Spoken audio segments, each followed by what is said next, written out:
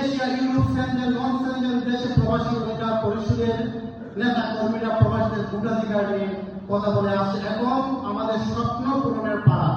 আপনারা আনন্দিত হবেন এই প্রবাসী অধিকার ভোটাধিকার নিয়ে আজকে আমরা সফলতার দরজায়।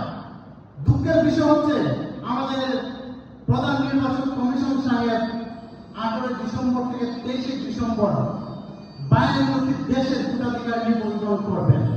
আমরা নির্বাচন কমিশনকে বলতে চাই, ফ্যাসিস্ট আমলে আমাদেরকে অনেক মূলা জোরানো স্বপ্ন দেখাইছিলেন, এবার সেটা হবে না। এই 6 দিনে 52টি দেশে 1,70,000 ভোটাধিকার নিবন্ধন করা সম্ভব। আপনাকে আমি বলতেছি, আপনাকে 2 মাস সময় দেওয়া হলো, তাও সম্ভব হবে না।